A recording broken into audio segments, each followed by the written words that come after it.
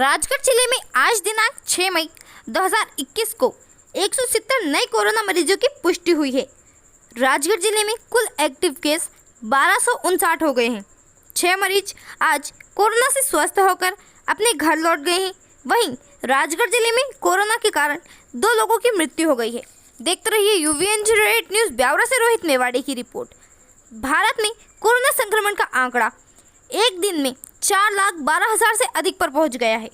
भारतीय अमृत पार्टी के राष्ट्रीय अध्यक्ष और Christ college of nursing Biaora के चेयरमैन डॉक्टर सुशील प्रसाद ने चिंता व्यक्त करते हुए बताया कि ब्यावरा जिला, राजगढ़, मध्य प्रदेश और मेरे समस्त देशवासियों कोरोना से संबंधित अफवाहों पर ध्यान न दें, कोरोना गाइडलाइन का पालन करें, अच्छे MBBS और शासकीय अस्पतालों में तैनात डॉक्टरों से इलाज कराएं, घर से बाहर निकलने पर अनिवार्य रूप से मास्क लगाएं, भीड़ वाली जगह पर ना जाएं।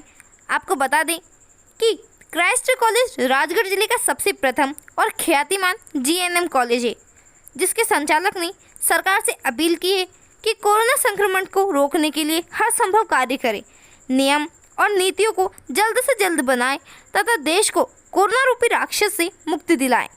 ऐसे लोग जो कोरोना काल में गैरकानूनी तरीके से अपनी जेबें भर रहे हैं और कोरोना गाइडलाइन का मजाक उड़ा रहे हैं, ऐसे लोगों पर सख्त से सख्त कार्यवाही करें और उन्हें सख्त से सख्त सजा दें।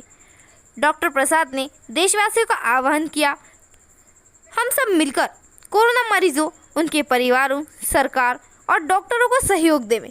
ताज़ा खबरों के लिए हमारे साथ बने रहिए।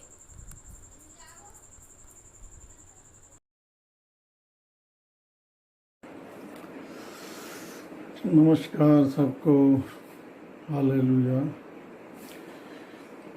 जितने भी व्यूवर्स हैं उनके लिए मेरा ये मैसेज है। इस कोविड-19 और कोरोना वायरस के विषय में मैं आपसे इस शाम के समय चर्चा करने के लिए आपके सामने आया हूँ कि देखिए, कोविड-19 जो पिछले साल इंडिया में मार्च 20 को लॉकडाउन लगा था और जब से लगातार कोविड-19 आज तक ख़त्म नहीं हुआ है। पिछले साल जो बीच बीच में लॉकडाउन ख़त्म कर दिया गया था, लेकिन कोरोना वायरस काबू में अभी तक नहीं आया है और सेकंड स्ट्रीम के बाद अब नया जो थर्ड स्ट्रीम है ये और भी ख़तरनाक है, जो कि सुनने में आया कि 15 मई के बाद ये शुरू होने वाला है। तो मेरे प्रियो, मेरे भाइयों बहनों, मैं आपको ये बताना चाहता हूँ कि कोरोना वायरस एक बहुत ही अजीब तरह की बीमारी है कि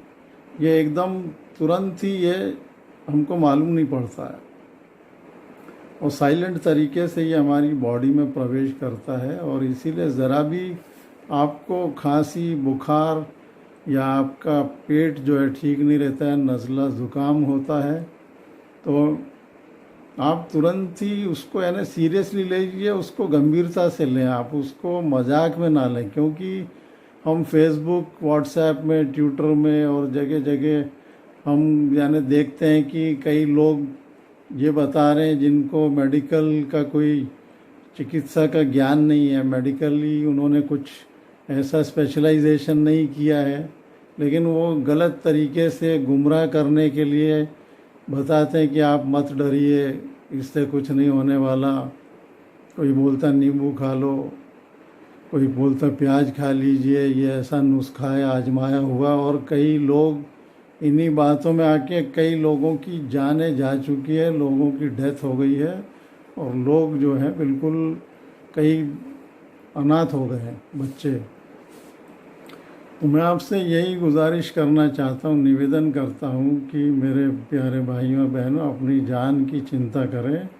तुरंत ही आप कोविड टेस्ट कराएं और तुरंत आप इलाज लेना शुरू कर दें। अगर आप 1 हफ्ते के अंदर ही इलाज ले लेंगे तो कोरोना वायरस 10 दिन के अंदर बिल्कुल ही ख़त्म हो जाएगा और आप पूरी तरह से आप हेल्दी हो जाएंगे, चंगे हो जाएंगे, बीमारी दूर हो जाएगी। लेकिन 1 हफ्ता यदि आपने इसको छुपा के रखा तो ये आपके 90% लंग्स को पूरी तरह से खोखला कर देगी कोरोना वायरस। उसके बाद वेंटिलेटर पे अगर आप एक बार चले गए तो ईश्वर ना करे कि उसके बाद इंसान का बचना बड़ा मुश्किल हो जाता है। इस बात को आप ध्यान रखें। और ये फालतू के वीडियोस लोग रात दिन डालते हैं फेसबुक में, ट्विटर पे, व्हाट्सएप में, ये सब जो चीज़ें अफवाहें उड़ाई जा रही कि कोई कोरोना वायरस नहीं है, कुछ नहीं होगा, और ये 5G 4G इस टाइप की जो बातें हैं उनमें आप आके लापरवाही ना करें।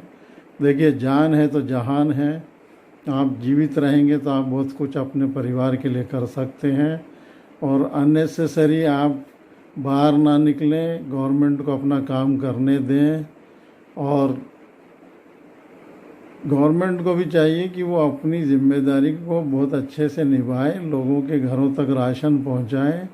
मुख्यमंत्री जी से मैं निवेदन करता हूं कि मुख्यमंत्री और हमारे देश के प्रधानमंत्री, राष्ट्रपति और जितने भी मंत्री और जितने अधिकारी हैं जिनकी जिम्मेदारी है स्वास्थ्य विभाग है, ये जनता की जिम्मेदारी इन्होंने उठाई है तो उसको पूरी तरह से निभाएं और देश को बचाएं कोरोना वायरस से, और लोगों की जान जाने से बचाएं।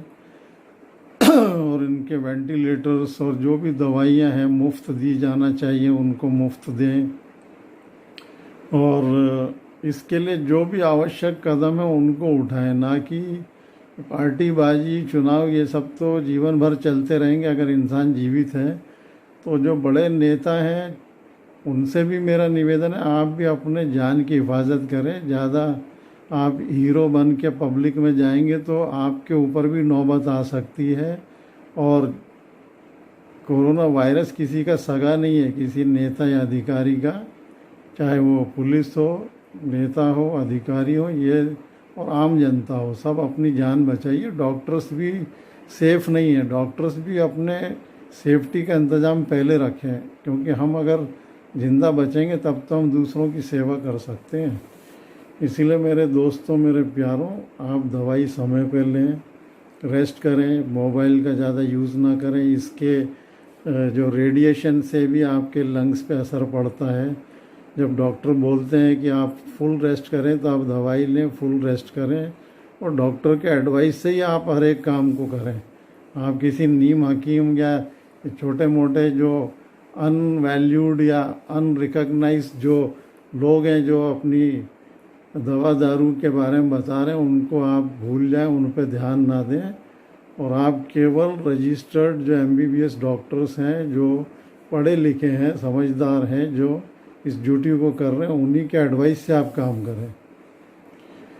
बस इसी के साथ मैं आप सबको डॉक्टर सुशील प्रसाद, राष्ट्रीय अध्यक्ष भारतीय अमृत पार्टी से, मैं आपका पूरे तहे दिल से मैं आपके संवेदनाओं के साथ हूँ, आपके दुख सुख में आपके साथ हूँ। इसीलिए मेरा निवेदन है कि आप इस बीमारी से बचें और दूसरों की को भी बचाएं। जय हिंद, नमस्कार।